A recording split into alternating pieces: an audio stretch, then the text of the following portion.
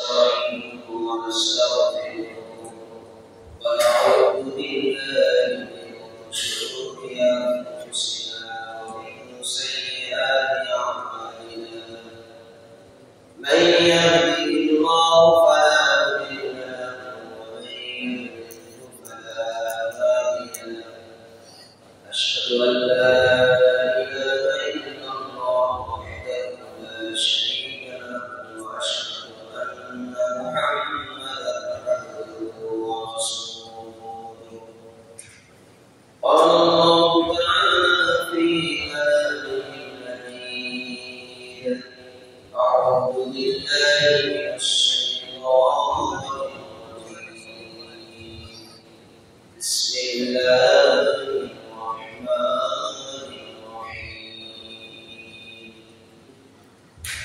إنا أعطيناك الكوثر فصل لربك وانحر إن شانئك هو الأبتر وقال الله تعالى في كلامه المجيد أعوذ بالله من الشيطان الرجيم ولله على الناس حج البيت من استطاع إليه سبيلا ومن كفر فإن الله غني عن العالمين وقال الله تعالى في كلامه المجيد أعوذ بالله من الشيطان الرجيم وأتموا الحج والعمرة لله وقال الله تعالى في كلامه المجيد أعوذ بالله من الشيطان الرجيم وأذن في الناس بالحج وقال الله تعالى في كلامه المجيد أعوذ بالله من الشيطان الرجيم بسم الله الرحمن الرحيم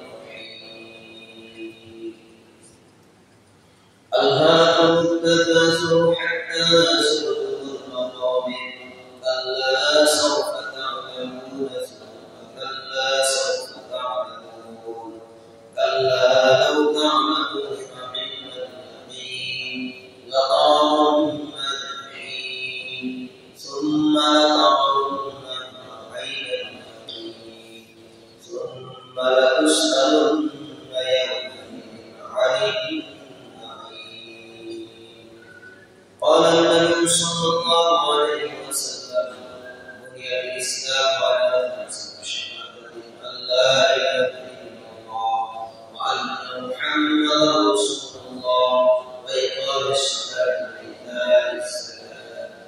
وإيتاء الزكاة وصوم رمضان والحج البيت متفق عليه উপস্থিত সভায় বলছিলেন সর্বপ্রথম সেই মহান রব্বুল আলামিনের শুকরিয়া আদায় করছি যে মহান রব্বুল আলামিন আমাদেরকে আজকে জিলকদ মাসে এই দিনে সপ্তাহের 7 দিনের মধ্যে শ্রেষ্ঠ দিন জুমার দিন মসজিদে আসার তৌফিক দান করেছেন। যিনি পরম করুণাময়, যিনি অসীম দয়ালু, যিনি বিচার বিবেচনকারী, সেই বিধানের প্রতিপালক মহান রব্বুল আলামিনের জন্য সমস্ত প্রশংসা জ্ঞাপন করছি। শুকরিয়া আলহামদুলিল্লাহ। সাথে সাথে দরুদ সালাম পেশ করছি মহব্বতের আদর্শ, মহব্বতের নেতা, মহব্বতের শিক্ষক সাইয়েদনা মুহাম্মদ রাসূলুল্লাহ সাল্লাল্লাহু আলাইহি ওয়াসাল্লাম। সম্মানিত উপস্থিতি, আজকে যে বিষয়ের উপরে সংক্ষিপ্ত আকারে জুমার আলোচনা শুরু হচ্ছে জিলকদ মাসে হাজ, যে জিলকদ মাসের মধ্যে যে হাজ সংগঠিত হচ্ছে আমাদের জন্য আল্লাহ সুবহানাহু ওয়া তাআলা একটি গুরুত্বপূর্ণ ফরজ বিধান দিয়েছেন। এই হাজ সম্পর্কে আজকে সংক্ষিপ্ত আকারে আলোচনা করার চেষ্টা করব ইনশাআল্লাহ। ইসলামে ভ্রাতৃত্ব বন্ধন এবং মুসলিম জাতি একত্রিত হওয়ার, মুসলিম জাতি একটি গুরুত্বপূর্ণ সমাবেশ তৈরি করার বিশেষ একটি জায়গা, বিশেষ একটি মাধ্যম হচ্ছে হজ। সমগ্র পৃথিবীর মানুষ মুসলিমরা একত্রিত হয়, হজ আদায় করে। এই গুরুত্বপূর্ণ ফরজ বিধান আল্লাহ সুবহানাহু ওয়া তাআলা আমাদের জন্য ফরজ করে দিয়েছেন। তার ঘরে গিয়ে উপস্থিত হয়ে সেখানে তার কাছে গুনাহ ক্ষমা করার জন্য বিশেষ একটি মাধ্যম আল্লাহ আমাদের জন্য রেখে দিয়েছেন। এই হজ অর্থ কি? হজ কাকে বলে? কারা হজ করতে পারবে, কারা করতে পারবে না? আনুষঙ্গিক বিভিন্ন বিষয়ের উপরে সংক্ষিপ্ত আকারে ইনশাআল্লাহ কথা বলার চেষ্টা করব। ইসলামের 5টি স্তম্ভের অন্যতম গুরুত্বপূর্ণ স্তম্ভ একটি হজ। আল্লাহ রাসূল সাল্লাল্লাহু আলাইহি ওয়াসাল্লাম বলেছেন, বুনিয়াল ইসলামু আলা খামসি শাহাদাতি আল্লাহ ইলাহা ইল্লাল্লাহ ওয়া আন্না মুহাম্মাদার রাসূলুল্লাহ ওয়া ইকামিস সালাতি ওয়া ইতাইস যাকাত ওয়া হজ্জিল বাইত ওয়া সাওমি রমাদান। ইসলামের 5টি স্তম্ভ রয়েছে। আল্লাহ রাসূল বলেছেন ইসলামের 5টি স্তম্ভ রয়েছে, 5টি খুঁটি রয়েছে। এই 5টি খুঁটি, প্রথম খুঁটি হচ্ছে, প্রথম স্তম্ভ হচ্ছে আল্লাহ ছাড়া সত্যিকারের আর কোনো ইলাহ নেই, এই সাক্ষ্য প্রদান করা। আল্লাহ ছাড়া আর কোনো মাবুদ নেই, এই সাক্ষ্য প্রদান করা। আর মুহাম্মদ সাল্লাল্লাহু আলাইহি ওয়াসাল্লাম আল্লাহর রাসূল, এই সাক্ষ্য প্রদান করা। এটা হচ্ছে সর্বপ্রথম ইসলামের স্তম্ভ খুঁটি। এই স্তম্ভের মাধ্যমে যারা ইসলামের মধ্যে প্রবেশ করে তাদের জন্য আরো 4টি কাজকে আল্লাহ তাআলা ফরজ করে দিয়েছেন। এই 4টি কাজ যদি অনুসরণ করে পরিপূর্ণভাবে মেনে নিয়ে চলতে পারে তাহলে সে একজন প্রকৃত মুসলিম হতে পারে। দ্বিতীয় নম্বর যে কাজটি, যে খুঁটি, ইসলামের যে স্তম্ভ, সেটি হচ্ছে ওয়াকিমুস সালাত, সালাত প্রতিষ্ঠা। সালাত দ্বিতীয় নম্বর খুঁটি, কিন্তু দ্বিতীয় নম্বর খুঁটি হলেও এই সালাতের তাৎপর্য সবচেয়ে বেশি। সকল খুঁটিগুলোর মধ্যে সবচেয়ে গুরুত্বপূর্ণ, সবচেয়ে দামি স্তম্ভ হচ্ছে সালাত। আপনার সালাত ঠিক হলে ইমাম ঠিক থাকবে, প্রথম খুঁটি ঠিক থাকবে। সালাত ঠিক থাকলে বাকি শেষ 3টি খুঁটি ঠিক থাকবে। এই সালাত যদি ঠিক না থাকে তাহলে তার অন্য কোনো স্তম্ভগুলো ঠিক থাকে। এজন্য এই সালাত আমাদেরকে সেইভাবে আদায় করতে হবে যেভাবে মুহাম্মদ রাসূলুল্লাহ সাল্লাল্লাহু আলাইহি ওয়াসাল্লাম করেছেন। আজকে রাসূল সাল্লাল্লাহু আলাইহি ওয়াসাল্লামের সালাতের পদ্ধতি অনুযায়ী সালাত আমাদের সামনে কম। 100% লোকের ভিতরে 20% লোক সহিহ আকীদা অনুযায়ী সালাত আদায় করে, এখনো যারা করছেন 20%, এই 20% এর মধ্যে অনেক মতাদর্শ তৈরি হয়েছে। এই সহিহ আকীদা অনুযায়ী, সঠিক আকীদা অনুযায়ী সালাত আদায় করতে হবে। যেভাবে করে মুহাম্মদ সাল্লাল্লাহু আলাইহি ওয়াসাল্লাম সালাত আদায় করতে আমাদেরকে নির্দেশনা দিয়েছেন। আল্লাহ রাসূল বলেছেন, সাল্লু কামা রাআইতুমুনি উসাল্লি, তোমরা সেইভাবে সালাত আদায় করো যেভাবে তোমরা আমাকে সালাত আদায় করতে দেখেছো। আমরা রাসূল সাল্লাল্লাহু আলাইহি ওয়াসাল্লামকে দেখি, কিন্তু রাসূল সাল্লাল্লাহু আলাইহি ওয়াসাল্লামের আদর্শ, হাদিস সমূহ, তার সালাতের ক্যাটাগরি, তার সালাতের পদ্ধতি, এগুলো আমাদের কাছে আছে। এই বিষয়গুলো দেখে দেখে আমাদের আমল করতে হবে, শিখে শিখে এইভাবে সালাত।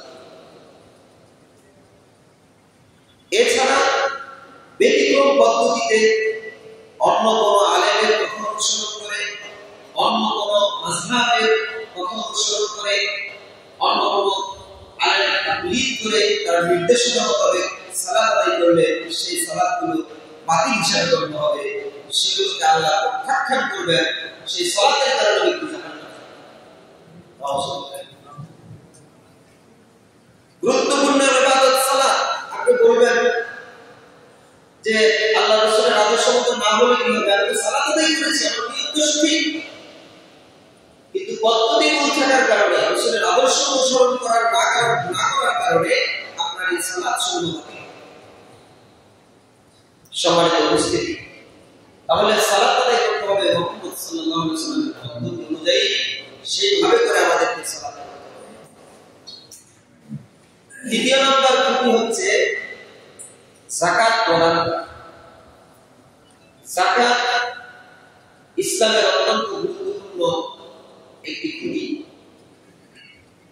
এই যাকাত সঠিকভাবে ব্যক্তি তার সম্পদের মধ্য থেকে সুন্দরভাবে গণনা করে সে যেখানে আল্লাহ আদায় করার জন্য তাকে নির্দেশনা দিয়েছেন সেই খাতসমূহের মধ্যে সে আদায় করে।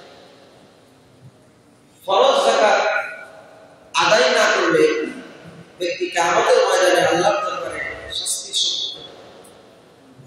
আজকাল আমরা যাকাতের ব্যাপারে পরিবেশন করি, যাকাত দিতে গিয়ে যতটুকু গণনা করে সুন্দর করে নিখুঁতভাবে যাকাত দেওয়ার প্রয়োজন সেভাবে আমরা বিভিন্ন পার্থক্য রাখার চেষ্টা করি, কেননা সম্পদকে আমরা আঁকড়ে ধরে রাখতে চাই। যে সম্পদ আল্লাহ আমাদেরকে দিয়েছে এটা কিন্তু আমাদের ব্যক্তিগত কিছু নয়, আল্লাহ আমাদেরকে যা দিয়েছেন সেটাই আমাদের। আবার আল্লাহ হুকুম করলে সেটা সেখান থেকে বিদেশ সেটা শেষ হয়ে যায়। এই সম্পদ থেকে সঠিকভাবে গণনা করে রাখা, এটা হলো 3 নাম্বার স্তম্ভ। 4 নাম্বার স্তম্ভ হচ্ছে, অনেক হাদিসের মধ্যে এসেছে প্রথমে 4 নম্বরে সিয়ামের কথা এসেছে, আবার অনেক হাদিসের মধ্যে হজের কথা এসেছে। 4 নাম্বার যেটা আমরা ধরলাম সিয়ামের কথা, যেহেতু উভয় হাদিসের মধ্যে দুইটা দুই রকম বর্ণনা এসেছে। 4 নাম্বার যদি আমরা সিয়ামের কথা ধরি, গত আমাদের কাছ থেকে গত 1 মাস চলে গেছে, 1 মাস অতিবাহিত হয়েছে। সিয়াম আমাদের কাছ থেকে 1 মাস আগে বিদায় নিয়েছে। এই রমজান মাসে সিয়াম পালন করা, এটা আল্লাহর পক্ষ থেকে মুহাম্মদ সাল্লাল্লাহু আলাইহি ওয়াসাল্লামের মাধ্যমে আমাদের জন্য একটি ইসলামের বিশেষ স্তম্ভ, ফরজ সিয়াম, রমজান মাসের সিয়াম। 5 নাম্বার হচ্ছে বাইতুল্লাহ হজ। বাইতুল্লাহ হজ আদায় করা, এটা ৫ম স্তম্ভ অথবা ৪র্থতম স্তম্ভ বলে আমরা বলি। এই 5টি খুঁটি ইসলামের মৌলিক বিষয়। এই 5টি বিষয়কে যদি, এই 5টি খুঁটিকে যদি কেউ অবহেলা করে, তুচ্ছভাবে দেখে, খাটো করে দেখে, আমল করতে গিয়ে সেটাকে পরিবেশ করতে চায়, তাহলে সে অবশ্যই পাবে। তাহলে এই 5টি স্তম্ভকে, যেই ব্যক্তিকে 5টি স্তম্ভ আল্লাহ আদায় করার মতো পরিপূর্ণতা দিয়েছেন, সে ব্যক্তি অবশ্যই 5টি স্তম্ভ সঠিকভাবে আদায় করবে। যারা দরিদ্র তাদের জন্য যাকাত ফরজ নয়, অর্থাৎ যাকাতের সমপরিমাণ তার সম্পদ নেই, তার জন্য যাকাত ফরজ নয়। অর্থাৎ তার থেকে একটা স্তম্ভ কমে গেল, একটা খুঁটি কমে গেল। যার সামর্থ্য নেই মসজিদুল হারামে যাওয়া, তার জন্য হজ করা ফরজ নয়, তার থেকে আরেকটা স্তম্ভ কমে গেল। আর সর্বসাধারণের জন্য 3টি খুঁটি, 3টি স্তম্ভ রয়েছে: কালেমা, সালাত, সিয়াম। তো এই 5টি স্তম্ভের অন্যতম একটি স্তম্ভ আজকে এই বিষয়টি নিয়ে আলোচনা করব, যাদের তারা সামর্থ্য দিয়েছে, সেটি হচ্ছে হজ। এই হজ সম্পর্কে হজ আল্লাহ সুবহানাহু ওয়া তাআলা কোরআন কারীমে 2 ভাবে এই হজের শব্দটি ব্যবহার করেছেন। একটি বাক্য ব্যবহার করেছেন হা বর্ণে জবর দিয়ে, ওয়াতিমুল হজ্জ ওয়াল উমরাতা লিল্লাহ। আল্লাহ রাব্বুল আলামিন এখানে হজ বলেছেন, ওয়াতিমুল হজ্জ। হা বর্ণে জবর, হজের হা বর্ণে জবর আসে তখন এটা ভাবে নাসরাই রাসূলের মাসদার থেকে আসে। আর হা বর্ণে জের দিয়ে আল্লাহ তাআলা অন্য জায়গায় সূরা বাকারার ওয়ালিল্লাহি আলান নাসি ওয়ালিল্লাহি আলান নাসি হিজ্জুল বাইতি মান ইসতাতা ইলাইহি সাবিলা। এখানে হাবরে যে দিয়ে আল্লাহ বলেছেন ওয়ালিল্লাহি আলান নাসি হিজ্জুল বাইত,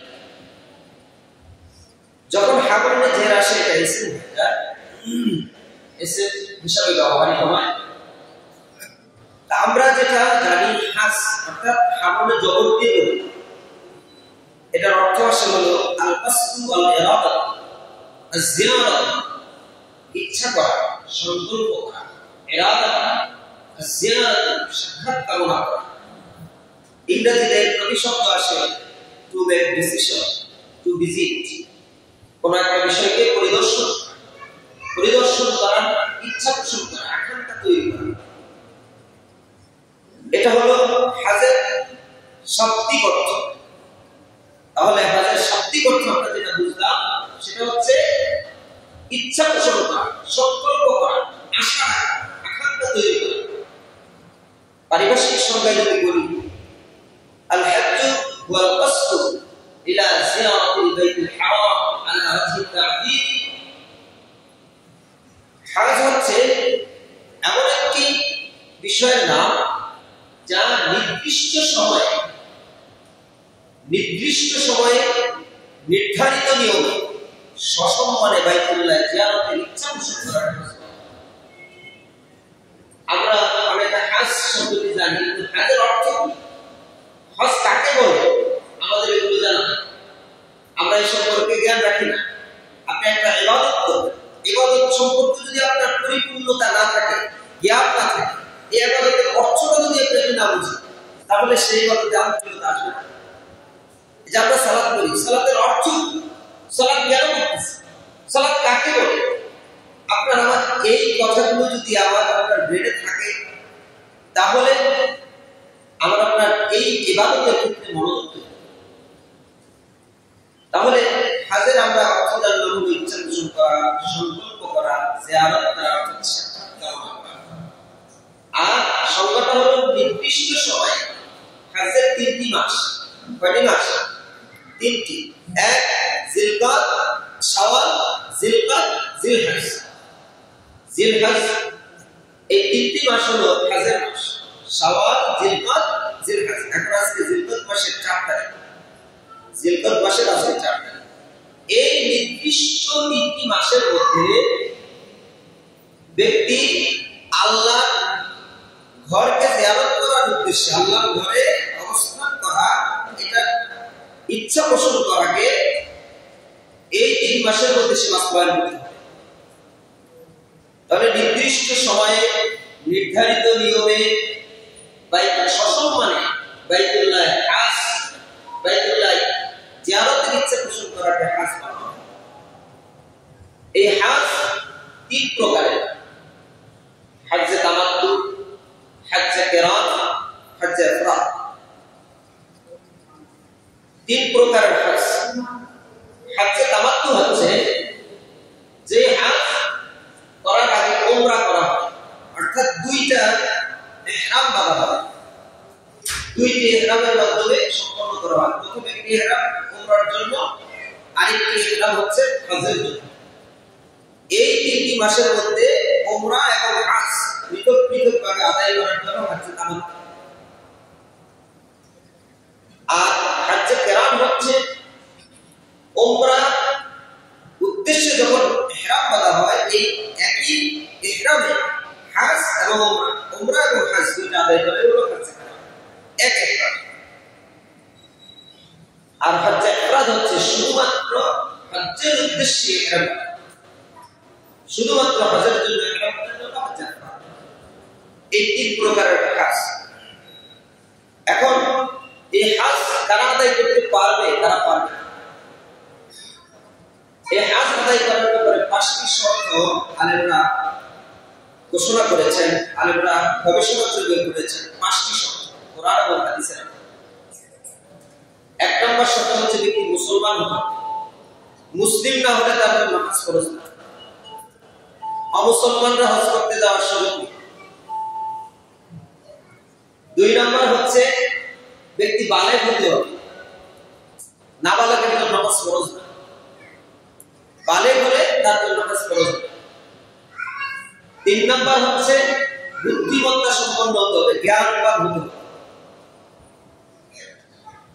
সে মুসলমান বালেগ কিন্তু তার ব্রেন ভালো না, তার মস্তিষ্কে সমস্যা আছে, সে যে কোনো জিনিস বুঝে না,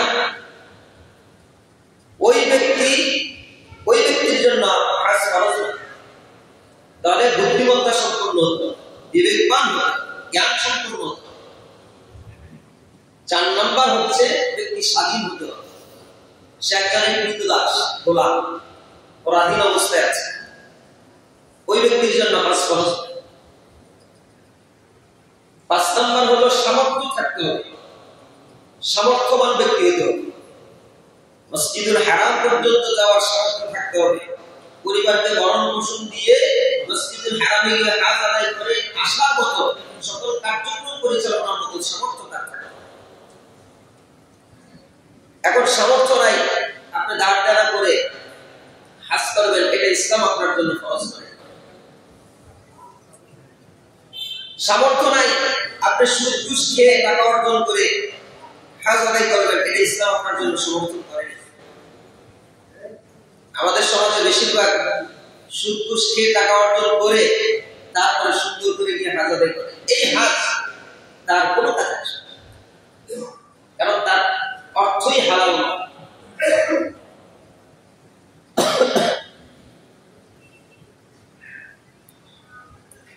এজন্য হজ তাদের উপর ফরজ, আমরা জেনে তারপরে হজ আদায় করার চেষ্টা করব।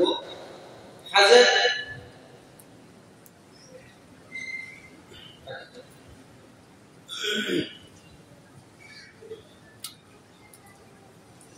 তাহলে 5 শ্রেণীর লোক, অর্থাৎ 5টি শর্তের উপরে হজ ফরজ। কয়টি শর্ত? 5টি। আবার বলতেছি, 1 নাম্বার হচ্ছে মুসলমান হতে হবে ব্যক্তি, 2 নাম্বার হচ্ছে ব্যক্তি বালেগ হতে হবে, 3 নাম্বার হচ্ছে ব্যক্তি বুদ্ধিমত্তা সম্পন্ন হতে হবে, 4 নাম্বার হলো ব্যক্তি স্বাধীন হতে হবে, 5 নাম্বার ব্যক্তির সামর্থ্য থাকতে হবে, ব্যক্তির অর্থ থাকতে হবে। তাহলে এই 5টি বিষয় আমাদের মধ্যে যদি থাকে, আমাদের জন্য বাইতুল্লাহ গিয়ে হজ আদায় করা ফরজ। আল্লাহ সুবহানাহু ওয়া তাআলা 3 নং সূরা আল ইমরানের 97 নং আয়াতের মধ্যে ঘোষণা করে হজকে ফরজ করেছেন। হজ ফরজ হয়েছে 9 হিজরিতে। আল্লাহ সুবহানাহু ওয়া তাআলা বলেন, ওয়ালিল্লাহি আলান নাসি হিজ্জুল বাইতি মান ইসতাতাআ ইলাইহি সাবিলা। আর আল্লাহর উদ্দেশ্যে এই গৃহে হজ করা আল্লাহ তাআলা ইচ্ছা পোষণ করা আল্লাহ তাআলা ফরজ করে দিয়েছেন। আল্লাহর উদ্দেশ্যে এই গৃহে হজ করা ওই সমস্ত লোকদের জন্য, ওই সমস্ত মানুষের জন্য আল্লাহ ফরজ করে দিয়েছেন যা এই স্থানে যাওয়ার মতো সমর্থ হয়েছে। মানে ইসতাতা ইলাইহি সাবিলা। ওমান কাফারা ফাইন্নাল্লাহা গানিয়্যুন আনিল আলামিন। আল্লাহ সুবহানাহু ওয়া তাআলা করে বলেন, যে ব্যক্তি তা অস্বীকার করে, ওমান কাফারা, আর যে তা অস্বীকার করে, ফাইন্নাল্লাহা গানিয়্যুন আনিল আলামিন, সে জেনে রাখুন আল্লাহ বিশ্ববাসী থেকে, সকল বিষয়গুলো থেকে মোকাবিলা। আল্লাহ সুবহানাহু ওয়া তাআলা সাবধান করলেন যারা এটাকে অস্বীকার করে, এক শ্রেণী আছে, অর্থ আছে, তার যাওয়ার মতো সামর্থ্য রয়েছে, আল্লাহ তাকে সেই এবিলিটি দিয়েছেন, 5টি শর্তই তার মধ্যে পূর্ণ আছে, কিন্তু সে মসজিদুল হারামে গিয়ে হজ করার ইচ্ছা পোষণ করে না। আল্লাহ ওই ব্যক্তিকে সাবধান করেছেন, ওমান কাফারা, যে অস্বীকার করে, ওই ব্যক্তিকে আল্লাহ বলছেন ফাইন্নাল্লাহা গানিয়্যুন আনিল আলামিন, সে জেনে রাখুন যে আল্লাহ বিশ্ববাসী থেকে মোকাবিলা। তাহলে যার সামর্থ্য রয়েছে ওই ঘর পর্যন্ত যাওয়ার, তার জন্য আল্লাহ তাআলা এই আয়াতের মাধ্যমে হজকে ফরজ করে দিয়েছেন। 3 নং সূরা আল ইমরান 97 নং আয়াত। 2 নং সূরা আল বাকারা 196 নং আয়াতের মধ্যে আল্লাহ সুবহানাহু ওয়া তাআলা বলেন, ওয়া আতিমুল হজ্জ ওয়াল উমরাতা লিল্লাহ। তোমরা তোমরা আল্লাহর জন্য হজ এবং উমরা পূর্ণ করো। আল্লাহর জন্য হজ এবং উমরা পূর্ণ করো। আল্লাহ এখানেও নির্দেশনা দিয়েছে, এখানেও আল্লাহ তাআলা আমলের সিগা ব্যবহার করেছে।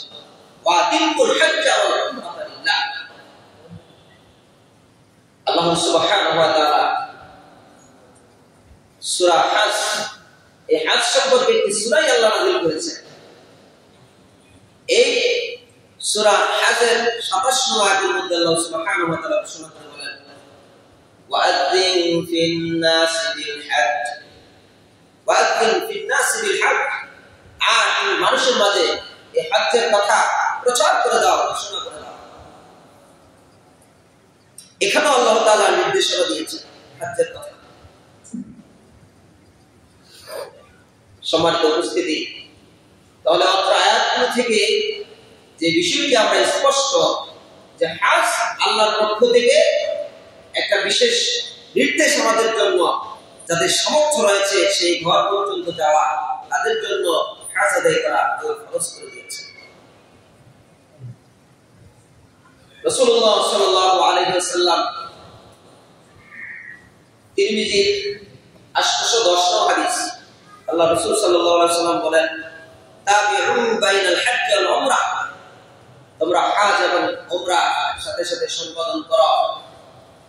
ফাইন্নাহুমা ইয়ানফিয়ানিল ফাকরা ওয়াল যুনুব, কেননা এই দুইটি বিষয়, হজ এবং উমরা, এই দুইটি বিষয় দারিদ্রতা এবং পাপকে এমন ভাবে দূর করে দেয়, কামা ইয়ানফিল কিরু খাবসাল হাদিদি ওয়াল যাহাবি ওয়াল ফিদ্দা, যেভাবে হাফর, লোহা এবং সোনার উপর ময়লাকে দূর করে দেয়, পরিষ্কার করে দেয়, এমন ভাবে ওই ব্যক্তিকে পরিষ্কার করে দেওয়া।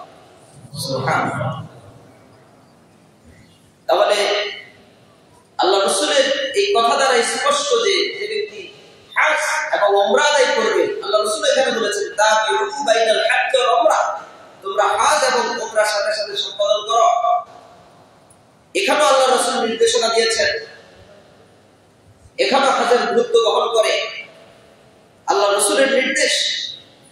আল্লাহ সুবহানাহু ওয়া তাআলা সূরা হাশরের 7 আয়াতের মধ্যে বলেছেন, ওয়া আতাকুর রাসূল ফাখুযুহু ওয়া মা নাহাকুম আনহু ফান্তাহু, রাসূল তোমাদেরকে যা আদেশ করে তা তোমরা গ্রহণ করো, আর রাসূল তোমাদেরকে যা নিষেধ করে তা তোমরা বর্জন করো।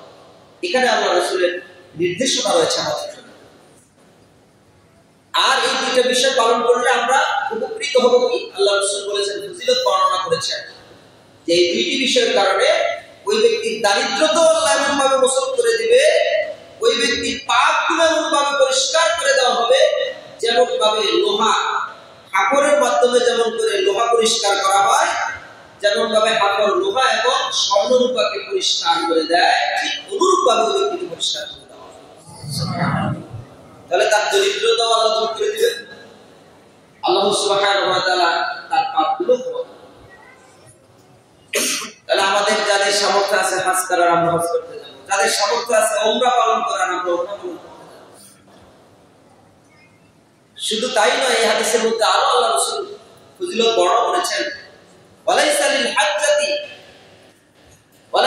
হাজ্জাতিল মাবরুরাতি সাওয়াবুন ইল্লাল জান্নাহ। সুবহানাল্লাহ।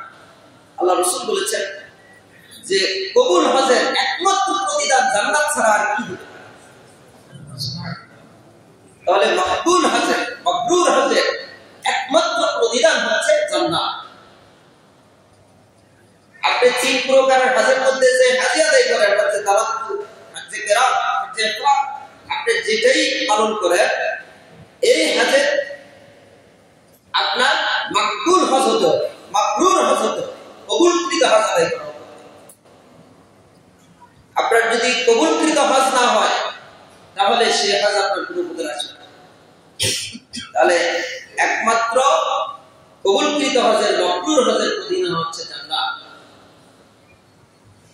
তিরমিজির 811 নম্বর হাদিসের মধ্যে আল্লাহ রাসূল সাল্লাল্লাহু আলাইহি ওয়াসাল্লাম বলেছেন, মান হাজ্জা, যদি কেউ হজের ইচ্ছা পোষণ করে, হজ করতে চায়, মান হাজ্জা, যদি কেউ হজ করে, ফালাম ইয়ারফুস ফালাম ইয়াফসুক, ফালাম ইয়াফসুক ফালাম ইয়ারফুস ফালাম ইয়াফসুক, আল্লাহ রাসূল বলেন সে কোনরূপ অশ্লীল এবং অন্যায় আচরণ না করে। যে ব্যক্তি হজ করতে চায় সে যেন কোনরূপ অশ্লীল এবং অন্যায় আচরণ না করে। গুফিরা লাহু মা তাকাদ্দামা মিন যামবিহি, তাহলে তার পিছনের গুনাহগুলো আল্লাহ ক্ষমা করে দেন।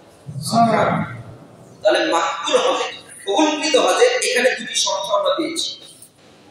একটি হচ্ছে ফালাম ইয়ারকুস ফালাম ইয়ারসু, অশ্লীল কথাবার্তা বলা, অন্যায় আচরণ থেকে বিরত থাকা, তাহলে মাকবুল হজ তার জন্য হবে। আমরা হজ করতে গিয়ে অশ্লীল কথাবার্তা এবং খারাপ আচরণ করা, একজনকে সহযোগিতা থেকে বিরত থাকা, মানুষের বরং কষ্ট দেওয়ার চেষ্টা করা, নিজেকে ওখানে ভালো জায়গা বের করে দেওয়ার চেষ্টা করা, আরেকজন আপনার দ্বারা কষ্টপ্রাপ্ত হওয়া, এগুলোর কারণে আপনার কবুলিয়াতের কাছ থেকে আপনি বিরত হয়ে যাবেন, অর্থাৎ আপনার মাকবুল হজ হবে না। সম্মানিত উপস্থিতি, 1520 হাদিস উম্মুল মুমিনিন আয়েশা রাদিয়াল্লাহু তাআলা আনহা থেকে বর্ণিত হাদিস। তিনি বলেন, রাসূলুল্লাহ সাল্লাল্লাহু আলাইহি ওয়াসাল্লামকে তিনি জিজ্ঞাসা করেছেন, ইয়া রাসূলুল্লাহ, হে আল্লাহর রাসূল, আমরা তো জানি জিহাদ হচ্ছে সর্বোত্তম আমল, জিহাদ হচ্ছে সর্বোত্তম আমল, তাহলে কি আমরা জিহাদ করব না? আল্লাহ রাসূল বলছেন, না, বরং তোমরা হজ আদায় করো, কেননা মাবরুর হজ হচ্ছে তোমাদের জন্য সর্বোত্তম জিহাদ। সুবহানাল্লাহ। তাহলে জিহাদের মধ্যে জিহাদের চেয়ে বেশি গুরুত্ব দেওয়া হয়েছে কবুলিয়াত হজকে। সহিহ বুখারী 1521 হাদিস, আবু হুরায়রা রাদিয়াল্লাহু তাআলা থেকে বর্ণিত হাদিস। তিনি বলেন, সামি'তু নবী সাল্লাল্লাহু আলাইহি ওয়াসাল্লাম, আমি নবী সাল্লাল্লাহু আলাইহি ওয়াসাল্লামকে বলতে শুনেছি, ইয়াকুলু, তিনি বলেছেন, মান হাজ্জা লিল্লাহ, যে ব্যক্তি আল্লাহর সন্তুষ্টির জন্য হজ আদায় করে, ফালাম ইয়ারকুস ফালাম ইয়াফসুক, এবং তাতে কোনরূপ অশ্লীল কথাবার্তা বলা এবং অশালীন আচরণ থেকে বিরত থাকে, আল্লাহ রাসূল বললেন, রাজাহা কায়াউমি ওয়ালাদাতুহু উম্মুহু, সে ওই দিনের মতো নিষ্পাপ হয়ে হজ থেকে ফিরে আসবে যেদিন তার মা তাকে জন্ম দিয়েছে।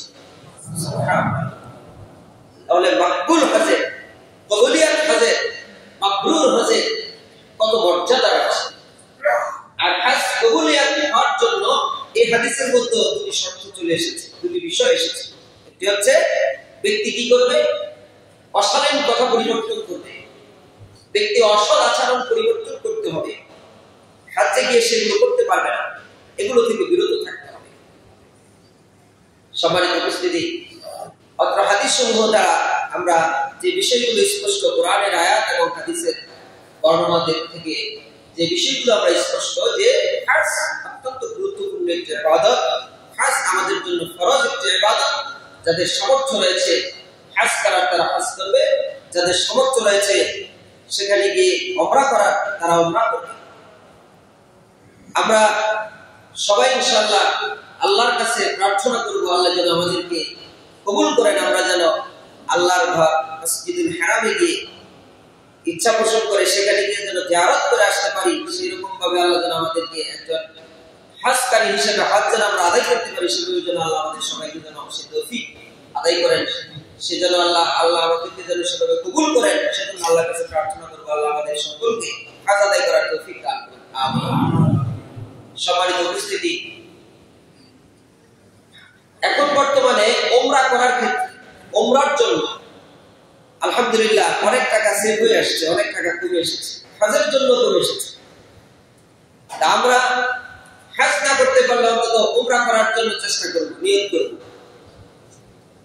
আমরা আমাদের মাঝে আলহামদুলিল্লাহ আজকে খুতবায় সম্মানিত শাহেখ আব্দুর রাকিব মাদানী হাফিজাহুল্লাহ আমাদের মাঝে উপস্থিত আছেন। উনি আলহামদুলিল্লাহ আমাদের হজের ট্রেনিং দিয়ে থাকেন। উনি কিছুদিন আগে আমাদের এখানে যারা হজ কাফেলায় গিয়েছেন, এই যে কিছুদিন আগে হজে গিয়েছেন, তাদেরকে প্রশিক্ষণ দিয়েছেন। তো আমরা তার সাথে ইনশাআল্লাহ যোগাযোগ করার চেষ্টা করব। আমাদের এখানে রাশিদুল ইসলাম ভাই আছেন, উমরাতে লোক নেন এবং কাজে লোক নেন, উনি এখন কাজে গিয়েছেন। আমরা তাদের সাথে যোগাযোগ করে চেষ্টা করব আমরা আমাদের সামর্থ্য অনুযায়ী হজ এবং উমরা আদায় করা। এবং সকল কাফেলা কিন্তু একরকম না, এক এক কাফেলার এক এক রকম ভাবে হজ এবং উমরা করা। তো এতে করে সহিহ অনুযায়ী মানে কোরআন এবং হাদিসের আলোকে যদি আপনার হজ কাফেলাটা না হয় তাহলে আপনার হজের ভিতরে ত্রুটি হয়ে যাবে। এত কষ্ট করে আপনি শারীরিক এবং মানসিক এবং আর্থিক সকল বিষয়গুলো সেখানে শ্রম দিলেন, জিহাদ করলেন, সেই জিহাদটা দেখেন, জিহাদের কথা এখানে আসছে হাজের ক্ষেত্রে, যে জিহাদের চেয়েও উত্তম হলো কি কবুলিয়াত হজ।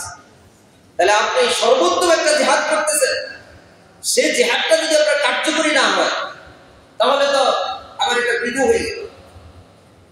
সম্মানিত উপস্থিতি, তাহলে আমরা আজকে হজের ফজিলত সম্পর্কে, হজ কাকে বলে, হজ কত প্রকারের সম্পর্কে জানলাম। আমরা ইনশাআল্লাহ চেষ্টা করব আজকের আলোচনাটি সঠিকভাবে আমল করার। আল্লাহ তাআলা আমাদের কবুল করুন, আমিন। আল্লাহ সুবহানাহু ওয়া তাআলা সূরা কাউসারের মধ্যে আল্লাহ রাসূল সাল্লাল্লাহু আলাইহি ওয়াসাল্লামকে কাউসার দানের কথা ঘোষণা করেছেন।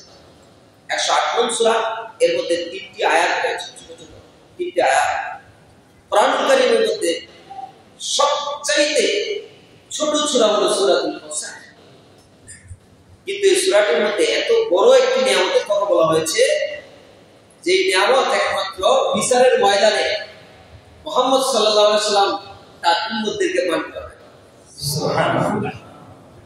যা পান করলে বিচারের ময়দান, আল্লাহ রাসূলের অন্য হাদিস থেকে প্রমাণিত হয় যে দীর্ঘ 50,000 বছর পর্যন্ত বিচার হবে।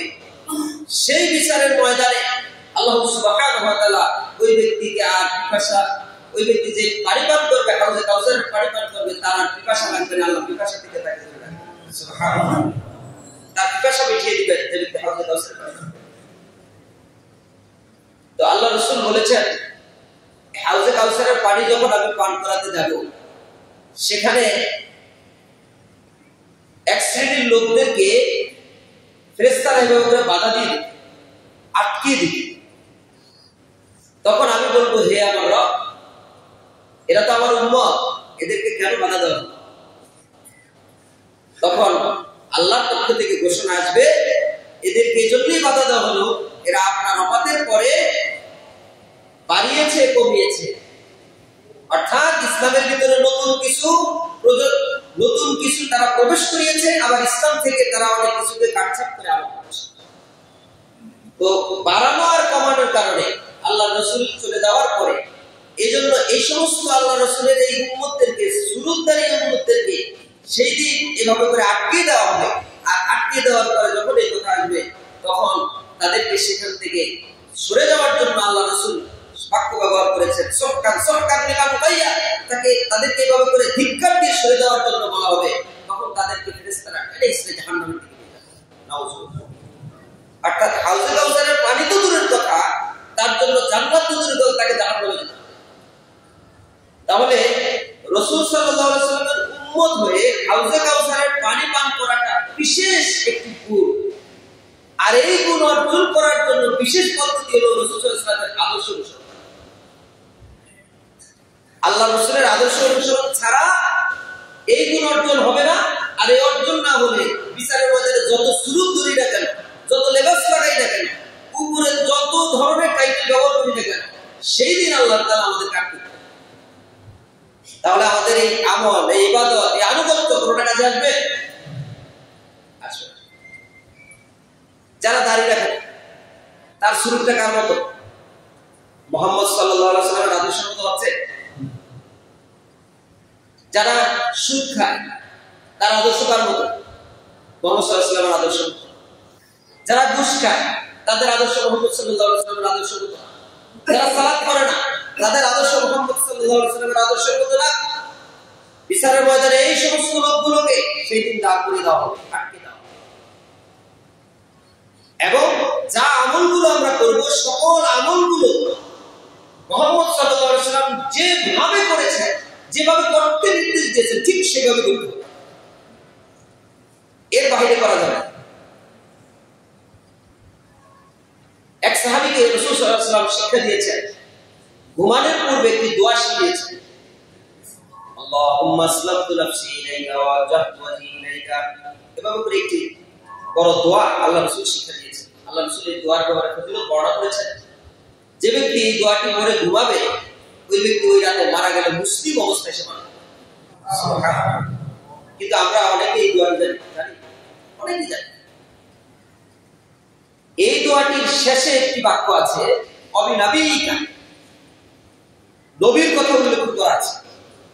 ওই সাহাবী দীর্ঘদিন পর্যন্ত এই দোয়াটি পড়তে গিয়ে বারবার করে তিনি অ্যানালাইসিস করছেন আর চিন্তা করে দেখছেন যে নাবিকা শব্দের চেয়ে রসুলিকা শব্দের গুরুত্ব বেশি, কারণ রসুলদের মর্যাদা নবীদের চেয়ে বেশি। যে ব্যক্তি যিনি রসুল ছিলেন তিনি নবী, আর যিনি শুধু নবী তিনি রসুল নন। তো এই রসুলিকা শব্দটি তার চিন্তা চেতনা হলো যে আমি রসুলিকা বললে মনে হয় মর্যাদাটা আরো বেশি বাড়তো, আরো সুন্দর হইত। এই শব্দটা আল্লাহ রসুলের কাছে থেকে পেশ করার জন্য প্রায় চিন্তা গবেষণা করছেন। হঠাৎ একদিন আল্লাহ রসুলের কাছে এই কথাটি পেশ করলেন। বলার জন্য আল্লাহ রসুলকে বললেন। তখন আল্লাহ রসুল সাল্লাল্লাহু আলাইহি সাল্লাম এই কথাটি শোনার পরে ওই পর্যন্ত আসার পরে আল্লাহ রসুল তাকে থামিয়ে দিয়ে বললেন যে, অর্থাৎ ইতিপূর্বে তোমাকে যেটা বলা হয়েছে তুমি সেটা বলো, অবিনাবিকা শব্দটি আসছে তুমি সেটাই বলো, এটাই তোমার জন্য আসমান থেকে, আমাদের জন্য আসমান থেকে এটাই এসেছে। সুবহানাল্লাহ বলবেন। এই হাদিস থেকে যদি আমরা বলি যে নাবিকা শব্দ এসেছে, নাবিকাই বলতে হবে, রসুলিকা বলার আর সুযোগ নেই, যেহেতু রসুলিকা আসে না। যিনি সমাধান দিবেন নবী মুহাম্মদ রাসূলুল্লাহ সাল্লাল্লাহু আলাইহি সাল্লাম, যিনি ইসলামের নেতা, যিনি আমাদের সর্বশ্রেষ্ঠ আদর্শ, তিনি পরিবর্তন করার সুযোগ নেই। আপনি আমি কিভাবে পরিবর্তন করব? সুযোগ আছে করা? একটা বাক্য দিয়ে পরিবর্তন করার সুযোগ নেই। মুহাম্মদ সাল্লাল্লাহু আলাইহি সাল্লাম করতে পারেননি, সুতরাং আমার আপনার নতুন করে কোনো কিছু ইসলামের ভিতরে প্রবেশ করার সুযোগ। আজকাল আমাদের যুবক ভাইদেরকে এক শ্রেণীর নামদারি নতুন, তারা মাদ্রাসায় পড়ে আলেম হননি, মাদ্রাসার এলেম নাই, কিন্তু কলেজ ইউনিভার্সিটিতে পড়ে, জেনারেল লাইন থেকে পড়ে নতুন করে বক্তা হিসাবে বক্তা তৈরি হয়ে আজকাল আমাদের এক শ্রেণীর যুবকদেরকে তারা বিভিন্নভাবে বিভ্রান্ত করছেন, বিভিন্ন জিহাদের উস্কানি দিচ্ছেন, বিভিন্ন ভাবে বড় বড় দার্শনিকদের কথা, বিজ্ঞানীদের কথা, বর্তমান বিজ্ঞানীদের বিভিন্ন বই তারা সামনে পেশ করে দেন, যুক্তি বের করে দেন, কিন্তু কোরআন এবং হাদিস দিয়ে তারা দাও। তারা জ্যোতিষীদের কথাকে মেনে নেওয়ার চেষ্টা করে। নাউজুবিল্লাহ। আল্লাহ রাসূল বলেছেন, এর আগে আমি ঈমান ভঙ্গের কারণ বলতে গিয়ে আপনাদেরকে বলেছিলাম, সেখানে এসেছে যে জ্যোতিষী যারা জ্যোতির্বিদ্যা অর্জন করলো সেই জাদুবিদ্যা অর্জন করলো, আর যার ভিতরে জাদুবিদ্যা আছে তার ভিতরে ঈমান থাকে না, তার ঈমান নষ্ট হয়ে যায়। যে জাদুবিদ্যা বিশ্বাস করে তার ঈমান নষ্ট হয়। আর যত বেশি জ্যোতির্বিদ্যা পৃথিবীতে প্রতিষ্ঠিত হবে তত বেশি জাদুবিদ্যা পৃথিবীতে প্রতিষ্ঠিত হবে। তাহলে এই জ্যোতিষীদের উপরে তাদের একটা বিশ্বাস। আমাদের বিশ্বাস হলো কোরআন এবং হাদিসের। আমাদের বিশ্বাস কিসের উপর? আমরা তাকলিদ করলে কাকে করব? একমাত্র আল্লাহ এবং তার রাসূলকে। আমরা তাকলিদ করলে একমাত্র তাকলিদ করব আল্লাহ এবং তার রাসূল। যদি অন্ধ অনুসরণ করতে হয় আল্লাহকেই করব, অন্ধ অনুসরণ করলে মুহাম্মদ সাল্লাল্লাহু আলাইহি ওয়াসাল্লামকে আর কাউকে না। আর যারা ইসলামের উপরে প্রকৃত আলেম, প্রকৃত ভাবে ইসলামকে মান্য করে দাওয়াত পৌঁছে দেওয়ার দায়ী হিসেবে কাজ করে, আমরা তাদেরকে অনুসরণ করব। আমি আপনাদের কাছে উদাহরণ আহ্বান জানাবো, যেহেতু সময় বেশি নেই, যে আপনারা অবশ্যই লক্ষ্য রাখবেন যারা আমাদেরকে বিভ্রান্তমূলক ভাবে বিভিন্ন দিকে আহ্বান করছে তাদের থেকে আমাদেরকে সাবধান থাকতে হবে। আমি আজকে নাম বলবো না, কোন একদিন হয়তো নাম বলার প্রয়োজন হলে নামগুলো বলবো। এই সমস্ত আলেম থেকে বিরত থাকবেন। আল্লাহ আমাদেরকে হেফাজত করুন, আমিন। আজকের যে আলোচনা আমি বলেছি এবং আপনারা যারা শুনেছেন, আল্লাহ সুবহানাহু ওয়া তাআলা আমাদের সকলকে এই আলোচনা সঠিকভাবে কোরআন এবং হাদিসের আলোকে আমল করার তৌফিক দান করুন।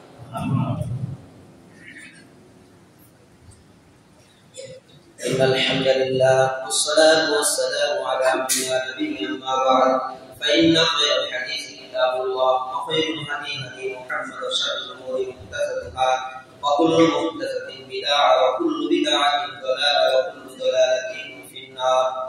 اللهم صل على محمد وعلى آل محمد كما صليت على إبراهيم وعلى آل إبراهيم إنك حميد مجيد. اللهم بارك على محمد وعلى آل كما باركت على إبراهيم وعلى آل إبراهيم إنك حميد مجيد. اللهم ارحم في بلادنا المقدس، اللهم ارحم في بلادنا المقدس، اللهم ارحم في بلادنا المقدس. ربنا آتنا في الدنيا حسنة وفي الآخرة حسنة وقنا عذاب النار. ربنا ظلمنا أنفسنا وإن لم تغفر لنا وترحمنا لنكونن من الخاسرين.